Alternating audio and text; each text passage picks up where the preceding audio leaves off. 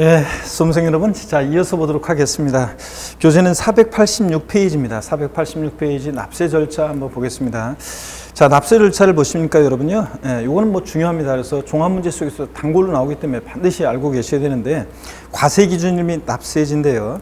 종합부동산세도 재산세처럼 과세 기준일이 있죠. 그래서 과세 기준이 되는 날을 정해놓고 여러 가지 것들을 판단합니다. 자, 종합부동산세 과세 기준일은 재산세 과세 기준일인 매년 6월 1일로 한다. 이거요. 뭐 중요한데 상식처럼 알고 있어야 되는 거죠, 이거는. 자, 그래서 시험 지문에 30일의 시험 지문에도 나왔고요. 이게 틈틈이 나옵니다. 그래서 과세 기준일은 재산세나 종부세나 6월 1일 기준으로 한다는 거. 납세일지를 봅니다. 자, 동그라미 1번 종합부동산세 납세 의무자가 개인 또는 법인으로 보지 않는 단체의 경우에는요. 소득세법 규정을 준용해서 주소지, 없으면 거소지. 자, 그래서 주소지로 한다는 거 밑줄 쫙입니다. 그래서 여러분들이 종부세는 자, 납세 의무자가 개인이다 그러면 일단 원칙 주소지로 간다는 것 정도 여러분이 아시면 되고요. 부동산 소재지가 아니다. 지방세는 물건 소재지, 국세는 주소지. 요것만 기억하시고 나머지 내용들은 안 보셔도 되고요. 2번 납세 절차로 갑니다. 양가로 1번 부가징수 및 납부장수요. 종합부동산세는 부가징수가 원칙입니다. 정부 부가가세하는데 동그라미 기억번입니다. 관할 세무장은 납부할 종부세 세액을 결정하여 밑줄입니다. 해당 연도 12월 1일부터 15일까지 부가징수합니다. 자, 여러분 재산세는 납부기간이 대상의 종류에 따라 납기가 달랐습니다. 그죠? 그런데 종부세는 무조건 토지분이든 주택분이든 납기가 12월 1일부터 15일까지입니다. 그래서 여러분 토지분에 대한 종합부동산세, 별도 합산, 종합합산 대상 토지분에 대한 종합부동산세는 매년 9월 16일부터 9월 31일까지 납기로 하여 징수한다 이러면 틀립니다. 아니고 무조건 얘는 종부세는 12월 1일부터 15일까지입니다. 12월 16일부터 31일도 아니에요. 12월 1일부터 15일까지 납기로 한다는 거.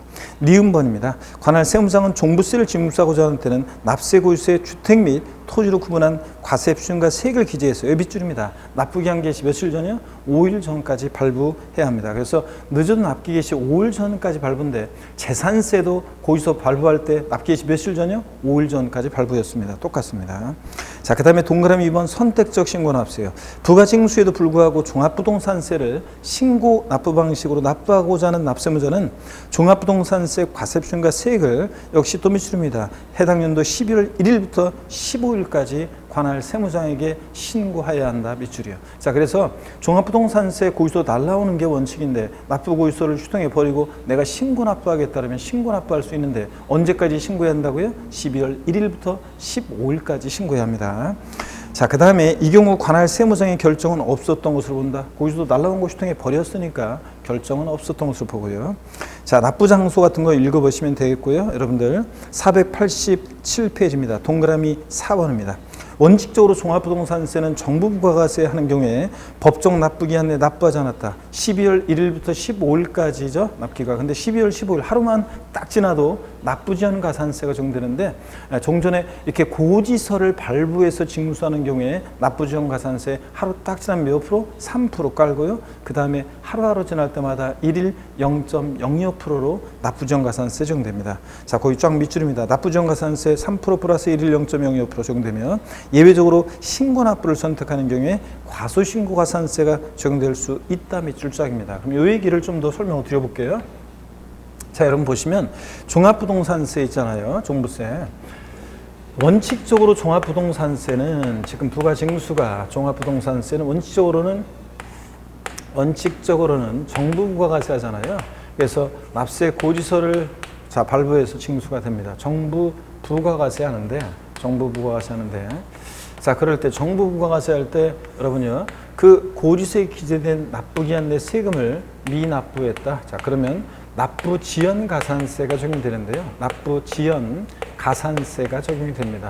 그럴 때 납부지연 가산세가 종합부동산세처럼 이렇게 고지서가 발부될 때는 납세 고지서가 발부될 때는 납부기한 하루 딱 지나면 3%예요. 종전 가산금 규정이 온 건데 3% 깔아놓고 그 다음에 1일 0.02% 10만 분의 25로 하루하루 지날 때마다 0.02% 적용됩니다. 그래서 이거 합한 게 납부지연 가산세입니다, 여러분.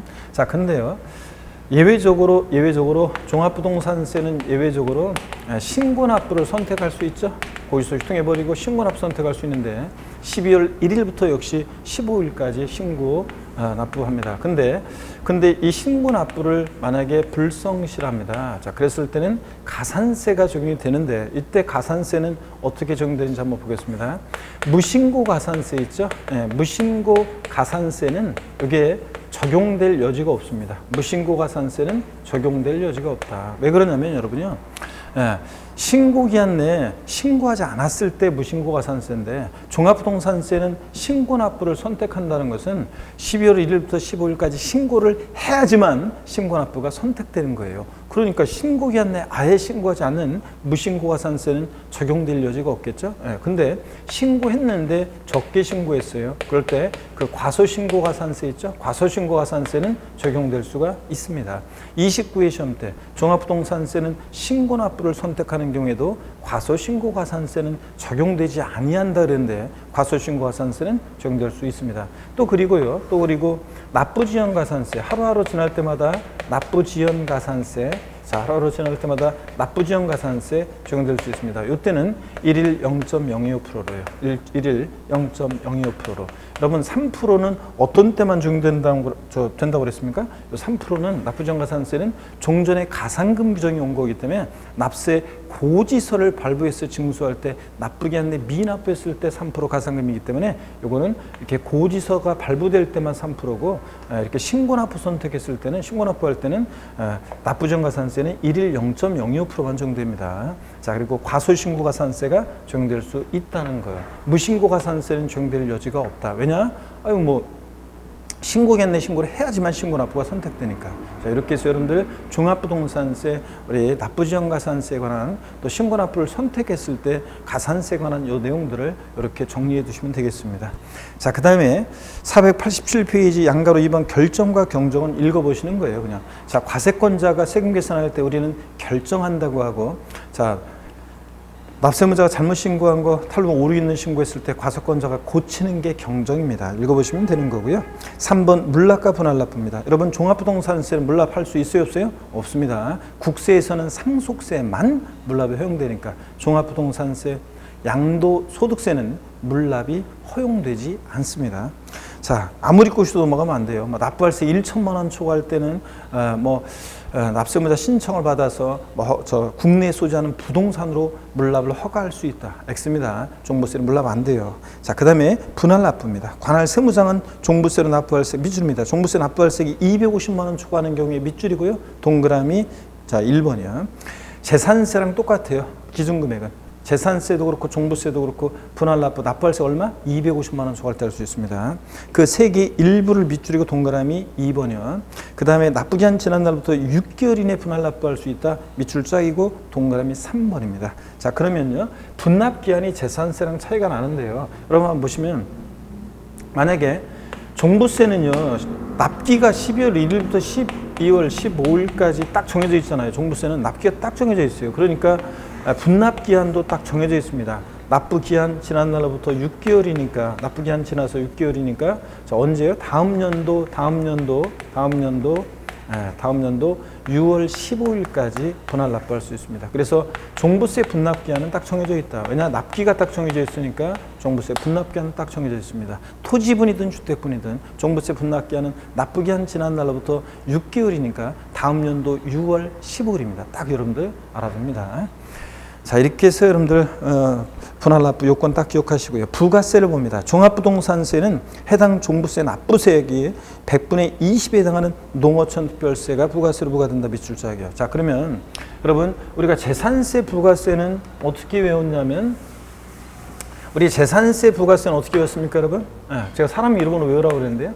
아까도 복습했고 재진이 종부세 부가세는 종농이 이렇게 외웁니다. 재산세, 재진이, 종부세, 종농이. 그래서 자 보시니까 재산세는 지방교육세가 부가세로 부과돼요. 지방교육세가 재산세액의 20%로요.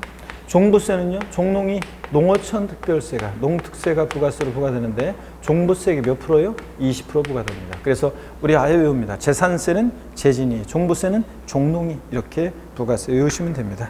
자, 이렇게 해서 서로 이거 부가세를 뒤바꿀 수 있으니까요. 이렇게 해서 종합부동산세를 다 봤는데요. 여러분, 우리가 이제 복습해가지고 재산세와 종부세는 항상 헷갈리지 않도록 비교 정리하실 수 있어야 한다고 그랬죠. 자, 한번 비교 정리해 보겠습니다. 자, 보시면 재산세, 종부세 비교하면서 복습을 또 종부세, 복습을 또 가름하도록 할 건데요. 자, 한번 보겠습니다. 먼저요, 여기 봅니다. 재산세는 과세주체가 시장군수구청장, 특별자치도지사, 특별자치시장이잖아요. 자, 그래서 특별자치도, 특별자치시는 11개 지방세 세금에 다 과세주체가 되니까 제가 생략이고요. 시군고요. 그 다음에 종합부동산세는 당연히 국세니까 국가고요. 인적 규성 여부, 재산세는 원칙 물세예요. 그래서 주택 같은 것들은 여러 채의 주택이 있어도 주택별로 각각 개별 과세하는데, 다만 예외적으로 토지의 경우에 재산세는 인세력 성격이 있다. 그래서 당해 시군구 관할 구역 내 별도는 별도, 종합은 종합끼리 소유자를 어떻게 합니까? 합산과세합니다. 그래서 A상가와 B상가 토지를 갑이 갖고 있다. A상가와 B상가 토지 가격을 합산해서 과세합니다. 그래서 재산세는 자, 이렇게 원칙은 물세, 개별 과세하는데 토지의 경우 예외적으로 인세력 성격이 있다. 양다리 걸쳤다 그랬고요.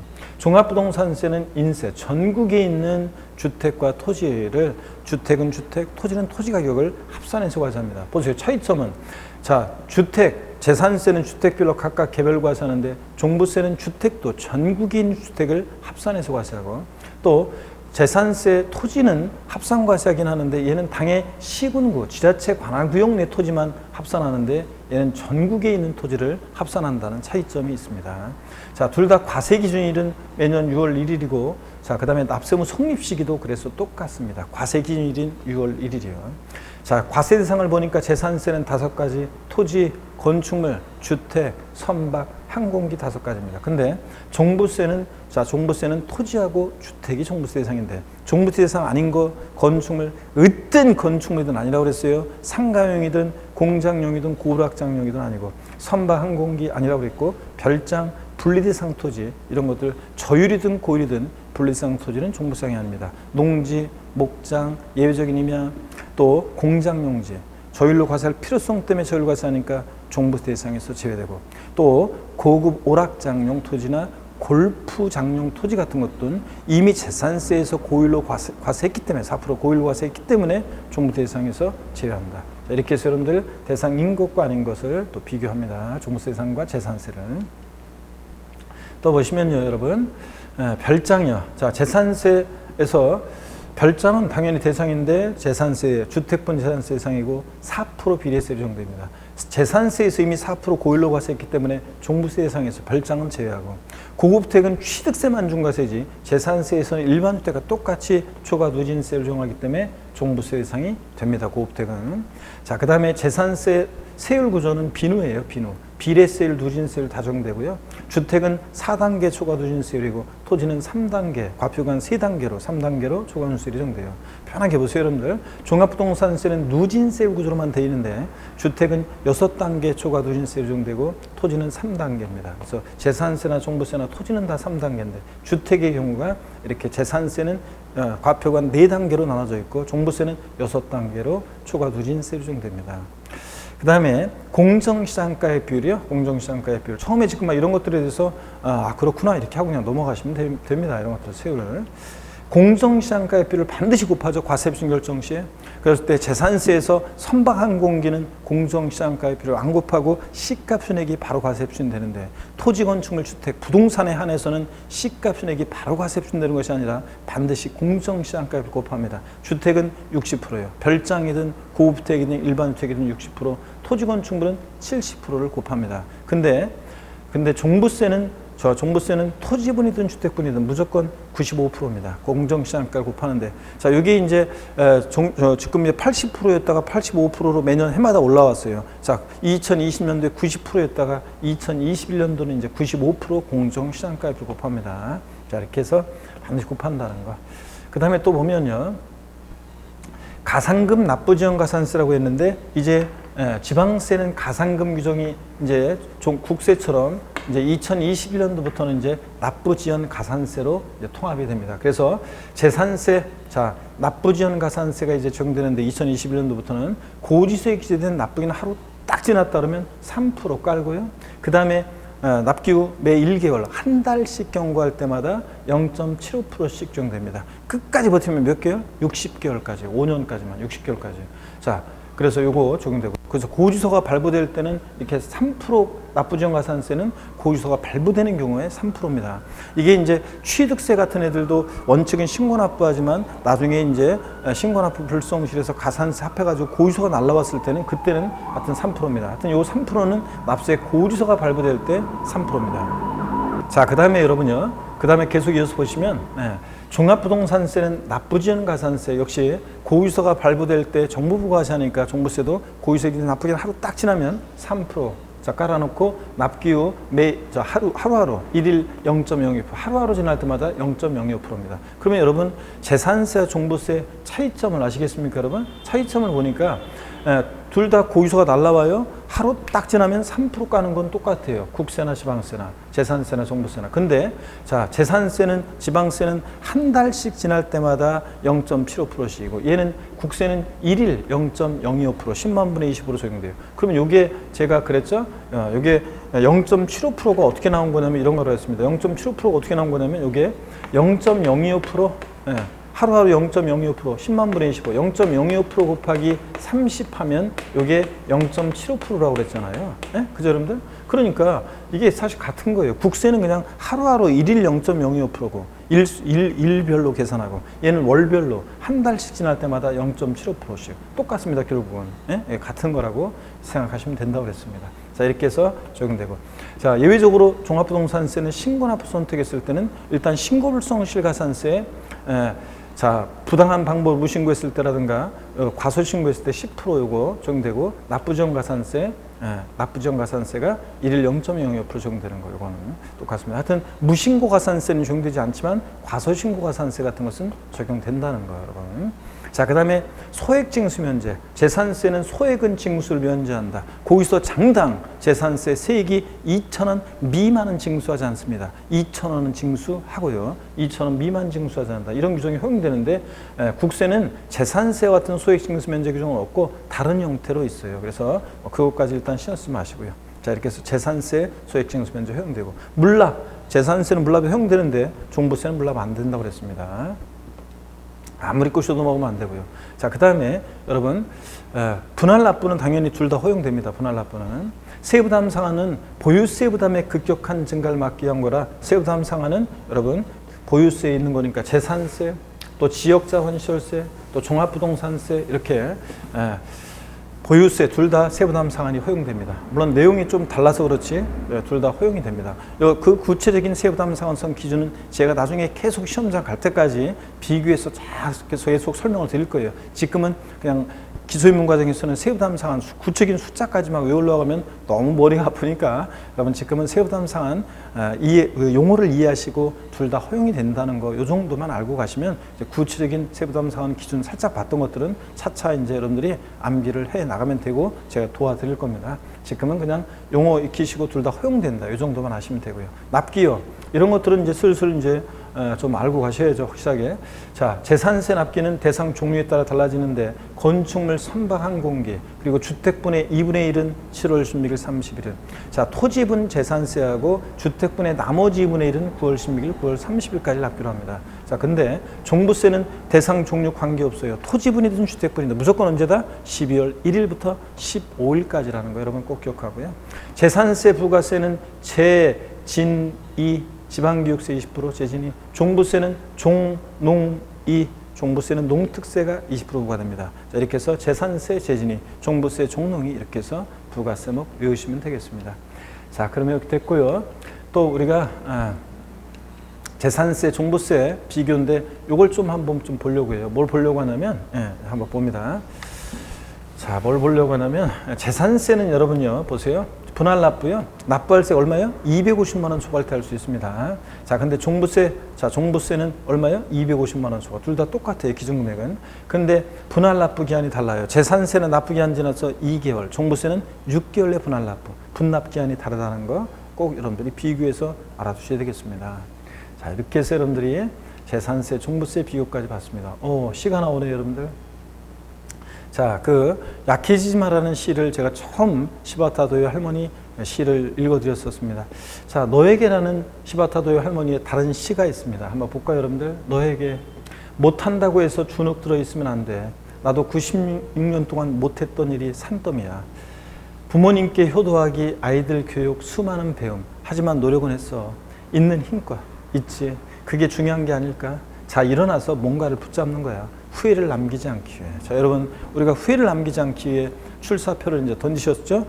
후회를 남기지 않기 위해 최선을 다해서 우리가 이제 한 해 동안 여러분들 열심히 우리가 치열하게 또 살아가야 되겠습니다. 특히 뭐 직장 다니시면서 공부하시는 분들, 특히 뭐 직장 다니는 일하는 엄마들, 워킹맘, 자, 일하는 엄마들, 직장맘들, 이런 분들은 진짜로 또 고단하고 힘든 일상이 계속될 겁니다. 또 직장 다니면서 공부하시는 분들, 다양한 생업에 종사하시면서 공부하시는 분들, 이게 쉽지 않은 일이지만 하여튼 고단하지만 1년 잘 여러분들 후회를 남기지 않기 위해서 있는 힘껏 최선을 다하시기를 당부드리고요. 항상 응원합니다. 자, 여러분, 교재는 여러분 어디로 가시냐면 양도소득세입니다. 488페이지인데요. 먼저 우리 양도소득세는, 양도소득은 소득세법에 열거된 소득의 한 종류예요. 그래서 소득세 총설 요걸 이제 우리가 본격적으로 또 보려고 합니다. 그래서 488페이지 양도소득세에서 소득세 총설적인 얘기 몇 가지를 좀 보고 또 우리가 넘어가도록 하겠습니다. 먼저 여러분 보시면요, 소득세 총설 한번 보겠습니다. 우리 거기부터 한번 488페이지 교재를 먼저 한번 봐야 되겠네요, 여러분들. 488페이지 교재를 한번 볼게요. 소득세 개요에서 양가로 1번 의입니다. 소득세는 개인의 소득에 부과하는 게 소득세예요. 법인이 소득 발생하면 법인세, 개인의 소득의 소득세입니다. 개인이 과세 기간 동안, 여러분 소득세 같은 세금들은 과세 기간을 정해놨다고 그랬습니다. 조세 총론할 때도 말씀드렸는데 세금 부과에 일정한 과세 기간을 정해놓고 그 기간을 단위로 부과합니다. 그렇지 않으면 소득이 발생할 때마다 소득세 신고하라면 1년 내내 소득세 신고하다가 1년 다 보낼 거 아니에요. 그래서 과세 기간을 정해놨는데 소득세는 매년 1월 1일부터 12월 31일까지를 과세 기간으로 합니다. 그래서 이 기간 동안 벌어진 소득을 과세 대상으로 하는 국세입니다. 특징을 보니까요, 개인주의 과세요. 소득세는 원칙으로 개인별 소득을 합산해서 과세하며 부부 또는 세대 소득 합산하지 않는다는 거, 개인주의 과세한다는 거 살짝 여러분 체크하시고요. 자, 열거주의 과세요. 소득세는 소득 발생의 원천과 특성 등을 고려해서 8가지 소득을 구분해서 열거하고 있습니다. 그러면 제가 여러분요, 이 소득세법 총설에서 이 8가지 소득을 좀 소개해 드리겠습니다. 여러분 여기 한번 보세요. 우리 소득세법에는 소득의 종류가 열거가 되어 있는데요. 8가지 소득이 열거가 되어 있습니다. 한번 보시면 먼저요, 소득세법의 소득에는 8가지가 있다고 그랬습니다. 먼저요, 종합소득이 있고요. 종합소득. 종합소득에 대한 소득세, 종합소득세 6가지 소득이 열거가 되어 있습니다. 또 직장을 다니다가 퇴직하면서 발생하는 퇴직소득, 또 그 다음에 양도소득이요. 자, 이렇게 해서 양도소득에 대한 소득세를 우리가 양도소득세라고 하는 거고요. 8가지가 있는데 종합소득이 6가지가 어떤 게 있냐 그러면 여러분들 달달 외울 건 아니고 편하게 한번 보세요. 이자소득이요. 이자소득.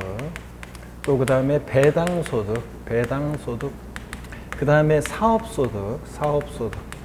근로소득, 연금소득, 기타소득, 이렇게 해가지고 종합소득에 6가지 소득이 열거되어 있습니다. 근데 시험은요, 우리 시험은 다른 거는 뭐 다른 종합소득 다른 것들은 우리 시험과 관계가 없고요. 요 사업소득이 우리 시험범위예요. 사업소득이. 사업소득이 우리 시험범위인데 많은 사업소득이 있는데 그 중에서 우리 시험은 부동산 관련한 사업소득 3가지가 우리 시험범위인데요. 부동산, 임대업을 통한 소득이요. 부동산을 보유 중에 대여해요. 그래서 대여에서 발생하는 임대업을 통한 소득. 또 그 다음에 부동산을 사업적인 목적을 갖고 팔아요. 매매업을 통한 소득. 또 주택을 신축해서 판매하는, 주택을 신축해서 판매하는 건설업을 통한 소득. 이게 세 가지가 우리 시험 범위예요. 우리 시험은 부동산 임대업을 중심으로 한 문제가 이제 틈틈이 나오고 있습니다. 그래서 최근 같으면 28회 시험 때 나왔어요. 29, 30 안 나왔다가 31회 시험에서 또 문제가 나왔습니다. 그래서 임대업을 통한 소득이 한 문제씩 나오고 있고요. 자, 우리 시험은 뭐 중요한 것은 양도소득이죠. 여기서 이제 시험 문제가 대여섯 문제가 나오고요. 그래서 양도소득세를 중심으로 우리가 이제 공부를 이제 하는 거고요.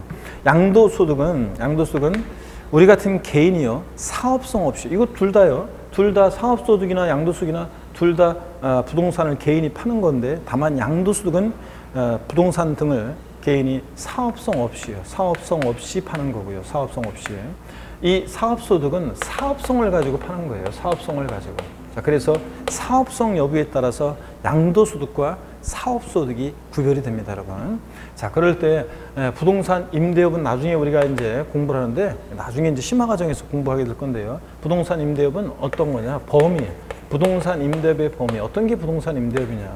올해 같으면 지문에 다 나왔었어요. 제가 특히 이제 시험에 무조건 나온다고 한 지문이 정답 지문 아니었지만 그런 것들 나왔었는데, 범위 어떤 게 부동산 임대업이냐? 또 어떤 경우에 비과세 되느냐? 31회 시험에서는 여기 비과세에서 정답 지문이 있었고요. 비과세 어떤 경우에 임대 소득을 비과세하는지, 또 소위 말해서 전세주택과 관련한 것도 나중에 이제 우리 공부하는데요. 여러분, 미리 살짝 말씀드리면 우리 임대 소득이요, 임대 부동산 임대업을 통한 사업 소득에 대해서는요, 우리가 소위 말해서 월세, 임대료 받는 월세 주택에 대해서 원칙적으로 과세하는 거고, 소위 말해서 보증금, 전세금 받고 임대한 전세 주택은 원칙적으로는 소득세를 과세 안 해요. 근데 이제 뭐 3주택 이상이면서 엔드 보증금 합계액이 3억 원을 초과하는 뭐 그런 경우, 일정한 경우에만 전세주택을 과세합니다. 자, 그래서 이런 것 관련한 것. 또 그 다음에 분리과세에 관한 건데요. 자, 여기 이제 어떤 건지는 분리과세에 관한 것은 이따가 용어 설명을 좀 드리고 알게 됩니다. 어떻게 이런 것들을 테마로 우리가 이제 임대업을 나중에 공부하고, 매매업과 건설업은요, 자세한 내용이 시험에 한 번 나온 적이 없어요. 매매업과 건설업의 차이점을 알고 있는지, 차이점을 알고 있는지를 예전에 15회 시험 때 딱 한 번 물어본 적은 있고, 그 이후에는 한 번 나온 적이 없어요. 그래서 매매업과 건설업은 출제 가능성이 낮기 때문에 나중에 살짝 우리가 이제 차이점을 한번 배우게 될 기회가 있을 거고요. 자, 이렇게 해서 우리 시험은 중요한 것은 양도소득세이기 때문에 양도소득세를 중심으로 공부할 거고, 그 전에 양도소득이 소득세법에 열거된 소득의 한 종류이기 때문에 소득세 총설적인 얘기 몇 가지를 우리가 보게 될 겁니다. 488페이지 보니까요, 표 아래 동그라미 3번 신고납세요. 자, 소득세는 우리 같은 납세무자가 세금 계산에서 계산된 세금을 신고하고 납부하는 뭐 그런 세금입니다. 쭉 읽어보시고요.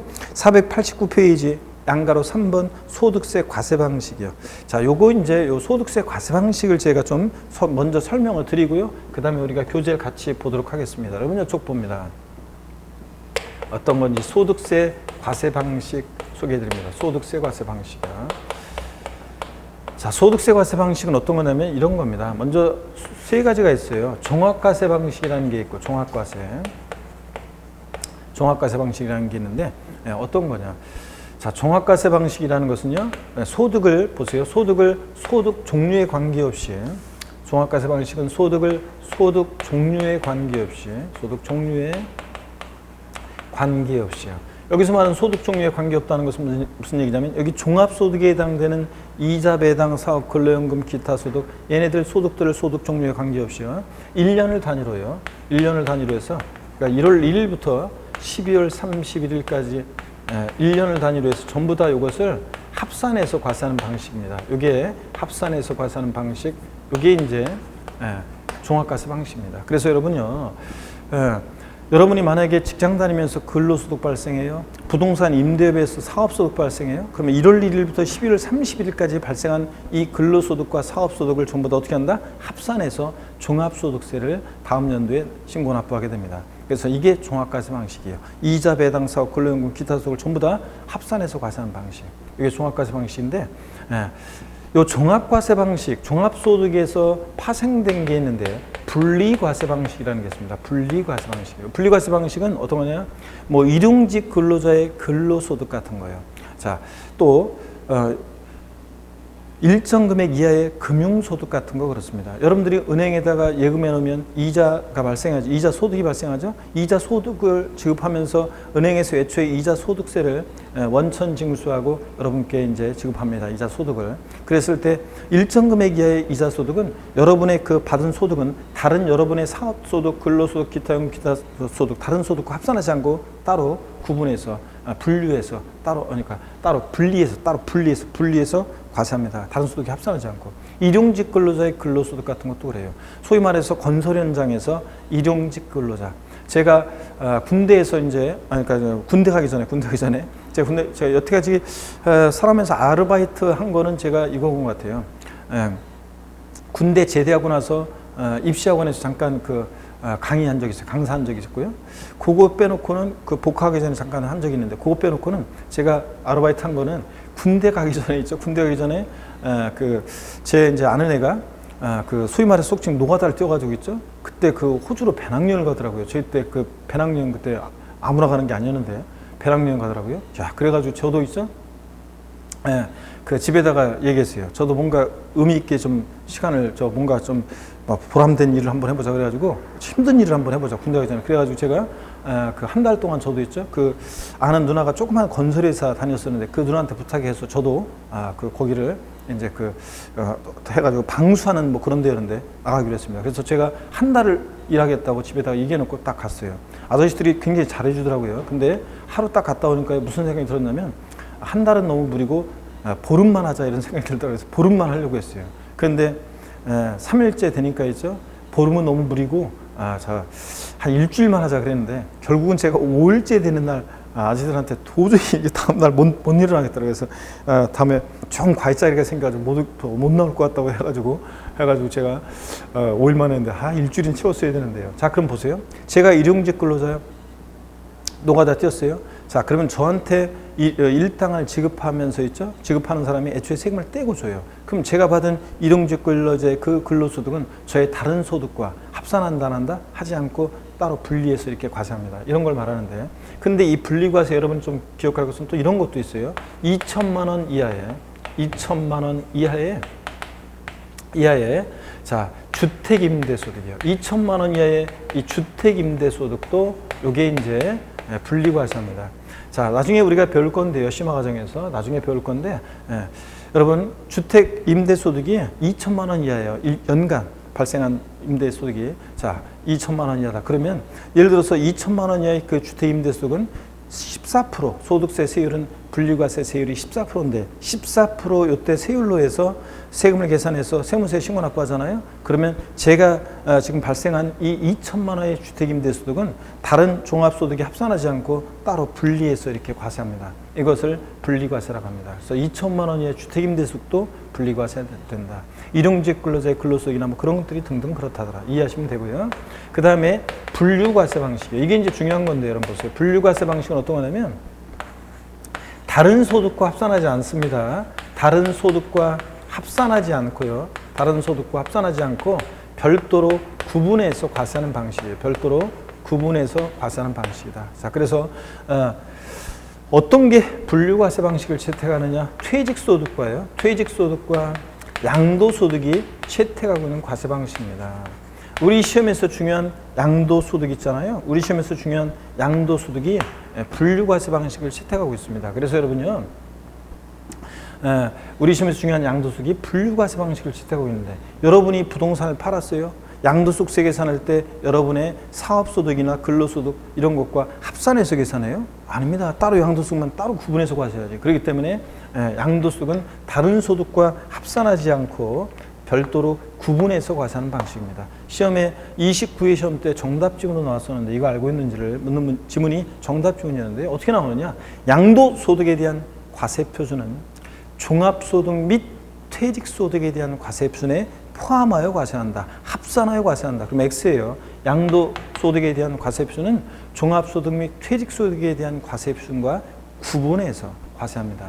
구분하여 과세한다고 돼 있어야지 합산하여 포함하여 그러면 틀립니다. 그래서 요것이 우리 시험에서 중요한 양도소득이 채택하고 있는 과세 방식이니까 분류과세 방식을 잘 알아두시면 되는 거고, 종합과세나 분류과세는 그냥 이런 거구나 이렇게 한번 보시면 되겠습니다. 자, 이렇게 해서 여러분들 소득세 과세 방식 소개해 드렸습니다. 489페이지 양가로 3번 소득세 과세 방식, 종합과세 방식 한번 읽어보는데 줄 긋지 마시고 한번 그냥 읽어보는 겁니다. 이런 건 종합과세, 소득을 그 종류에 관계없이 이자 배당, 사업 근로연금, 기타 소득 같은 종합소득, 소득의 종류에 관계없이 일정 기간을 단위로 합산해서 과세하는 방식을 말하고, 현행 소득세법은 이렇게 이자 배당, 사업 근로연금, 기타 소득에 대해서 개인별로 합산해서 과세하는 것을 말한다.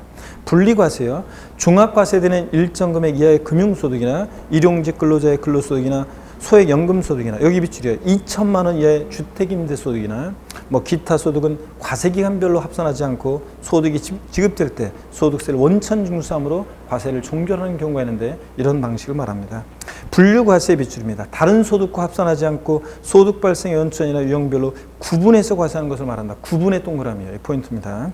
현행 또 비출이가 퇴직소득, 양도소득에 대해서 분류과세한다. 그래서 우리 시험에서 중요한 양도소득이 분류과세 방식을 채택하고 있다. 다른 소득과 구분해서 과세한다. 이걸 잘 아시면 됩니다. 그 다음에 양가로 4번 과세기간이요. 용어 한번 봅니다. 원칙이요. 과세기간이란 세법에 의하여 국세 과세 표준을 계산하는 시간적 단위를 말하며, 원칙으로 소득세는 1월 1일부터 12월 31일까지 1년을 과세기간으로 합니다. 예외 보니까요. 소득세는 법인세와 달리 원칙적으로 과세기간을 임의로 설정하는 것이 허용되지 않고 있으나 다음의 경우는 예외로 한다. 그래서요. 여러분 법인세는 외국계 법인 같으면 우리나라 내국법인은 1월 1일부터 11월 31일까지인데 외국계 법인은 과세기간을 정관에 정해서 4월 1일부터 3월 31일까지 이렇게 할 수 있어요. 자, 근데 우리는 1월 1일부터 11월 31일. 개인은 납세 의무자가 임의로 정할 수 없습니다. 딱 정해져 있습니다. 1월 1일부터 12월 31일까지래요. 과세기간이. 근데 예외가 없느냐? 있긴 있어요. 기억번 편하게 봅니다. 고소자가 사망에 따르면 과세기간은 1월 1일부터 사망한 날까지요. 자, 니은번 고소자가 주소 고소를 국외로 이전해서 비고소가 될 때는 그때는 1월 1일부터 출국한 날까지를 과세기간으로 합니다. 전날 아니고 출국한 날까지. 이렇게 해서 한번 이렇게 눈에 한번 익혀두시고 가시면 됩니다. 그 다음에 2번 납세 의무자와 납세지 있죠? 여기에 이제 여기부터 이제 좀 시험에 의미가 있습니다. 그러니까 여기서 여태까지 설명한 것 중에 시험에 의미가 있는 것은 분류과세 방식, 양도소득 요거하고 고소와 비고소에 따른 납세 의무의 범위가 시험에 의미가 있습니다. 그래서 요걸 제가 먼저 설명을 드릴게요. 설명을 드리고 교재에 있다 봅니다. 자, 여기를 보시면 우리 소득세 납세 의무자는 개인입니다. 그죠? 근데 법인격 없는 비법인 사단이나 단체도 법인세법을 적용하지 않고 개인으로 봐서 포함해서 소득세법 규정을 적용합니다. 비법인 사단, 재단, 단체는. 그 다음에 여러분 보시면 납세 의무자, 즉 거주자냐, 우리 같은 납세 의무자, 소득세는 개인이 납세 의무자인데 그 개인을 거주자와 비거주자로 구분합니다. 그래서 거주자냐 비거주자냐에 따라서 납세 의무의 범위가 달라지는데요. 이걸 한번 보겠습니다. 먼저요. 거주자라는 것은 국적이나 외국 영주권 취득 여부 관계없이 우리나라 국내에, 여기서 국내 그러면 항상 우리나라를 얘기하는 거예요. 국내에 주소나 183일 이상 거소둔 자를 우리가 거주자라고 합니다. 그러니까 국내 우리나라에 주소가 있다 거주자입니다. 외국 국적 갖고 있어도 우리나라 주소가 있으면 거주자가 되는 거예요. 자, 대한민국 국적 갖고 있어도 우리나라 국내에 주소 없고 또 183일 이상 거소 두지 아니하면 비거주자가 됩니다. 그래서 거주자냐 비거주자냐는 국적이나 외국 영주권 취득 여부는 관계없습니다. 하여튼 국내에 우리나라에 주소가 있거나 183일 이상 거소 둔 개인을 거주자라고 합니다. 비거주자는 거주자가 아닌 자예요. 그러니까 국내 우리나라에 주소 없거나 183일 이상 거소 두지 아니한 개인을 비거주자라고 합니다. 자, 여러분 거주자 그러면 항상 가수 싸이를 떠올리세요. 가수 싸이를, BTS 멤버들 떠올리시면 자, 그 싸이라든가 BTS 멤버들은 거주자잖아요. 우리나라 주소 두고 있잖아요. 그러니까 얘네들은 우리나라 국내에서 발생한 소득뿐만 아니라 해외에서 국외에서 벌어진 소득도 다 과세합니다. 우리나라 국세청에 납부할 의무가 있어요. 세금을. 국외 소지의 자산에 대한 그냥 소득세가 아니라 국외 소지하는 자산에 대한 양도소득세 납세무자는요, 그냥 고조 안 되고 양도일 현재 계속해서 5년 이상 주소 고소 등 고조에 한해서만 양도세 납세무자가 됩니다. 자, 뒤에 이제 국외 자산에 대한 양도소득세로 나중에 우리가 배우겠지만, 국외 소지하는 자산에 대한 양도소득세 납세무자는 그냥 거주 안 되고, 자, 계속해서 몇 년 이상? 5년 이상 주소 고소 등 고자만이 납세무가 있다는 거. 근데 비고자 그러면 팝 가수 마돈나를 떠올려 보면 됩니다. 여러분, 마돈나 누군지 아세요? 마돈나? 팝 가수 마돈나를 요즘 20대들은 모를 수도 있는데, 팝 가수 마돈나요. 예. 예전에 마돈나가 있잖아요. 나이가 보니까 환갑이 넘었어요, 지금. 제가 마돈나를 몇 년 전에 근황 사진을 봤는데요. 야, 그 환갑 나이인데도 지금 그때 당시에 거의 환갑이었으니까 지금은 훌쩍 넘었을 건데, 몇 년 전에 봤더니 여전히 있잖아요. 망사 스타킹을 신고 뇌적인 눈빛을 보내는 그런 포즈를 취하고 있더라고요. 야, 마돈나 죽지 않았습니다. 여러분, 마돈나는 우리나라 국내 주소도 없죠. 183일 이상의 거소도 없죠. 비거주합니다. 그럴 때 마돈나가, 여러분 질문 드리겠습니다. 마돈나가 우리나라 잠실에서 예를 들어서 공연을 했습니다. 소득이 발생했습니다. 마돈나는 우리나라 국세청에 소득세, 잠실에서 공연에서 발생한 그 소득에 대해서 소득세 납세무가 있어요, 없어요? 예? 있습니다. 비고자는 우리나라 국내에서 발생하는 국내 소득만 납세무가 있습니다. 당연하죠, 여러분. 자, 마돈나가 미국이나 일본에서 벌어들인 소득은요, 국외에서 벌어진 소득은 우리하고 뭔 관계가 있어요? 마돈나가 미국 캘리포니아주에 있는 토지를 팔았어요. 우리하고 뭔 관계가 있어요? 그래서 비고자는 우리나라 국내에서 발생한 소득만 납세무가 있습니다. 비고자는. 자, 그 다음에 납세지를 보시면 거주자일 때는 당연히 집값 가운데서 분립을 하고 국세는 어디를 납세지로 합니까? 주소지요. 주소지 없으면 거소지를 납세지로 합니다. 비고자는 주소나 거소지가 없으니까 국내 사업장이 있으면 국내 사업장 소재지. 국내 사업장이 2 이상이면 주된 국내 사업장 소재지고요. 국내 사업장이 없으면 국내 원천 소득이 발생한 장소, 국내 원천 소득이 발생한 장소를 납세지로 합니다. 자, 마돈나가 우리나라에 사업장이 없어요? 그러면 잠실 소득이 발생한 국내 원천 소득이 발생한 장소 관할 세무서를 납세지로 한다, 그런 얘기입니다. 이렇게 해서 여러분들 이 정도 보시면 되겠습니다. 거주자냐 비거주자에 따라 납세무 달라집니다. 그래서 거주자는 국내 국외 소득 다 과세하니까 과세 범위에 제한이 없어서 학자들이 거주자는 무제한 납세무가 있다고 하고, 비거주자는 국내 원천 소득만, 국내에서 발생한 소득만 납세무가 있으니까 과세 범위에 제한이 있어서 제한 납세무가 있다, 이렇게 학자들이 얘기합니다. 이렇게 해서 거주자냐 비거주자의 개념과 과세 소득의 범위를 딱 알아두시면 되겠습니다. 교재 489페이지 봅니다, 여러분. 납세 의무자 납세지입니다. 거주자와 비거주자. 거주자와 비거주자의 구별은 주소 또는 거소를 기준으로 하기 때문에 원적으로 국적과 관계없다. 거주자의입니다. 거주자는 국내에 우리나라에 주소를 두거나 주소 있으면 거주합니다. 주소 없더라도 183일 이상 거주 등 개인을 우리가 거주자라고 하고, 과세소득의 범위입니다. 거주자에게는 소득세법이 규정하는 밑줄입니다.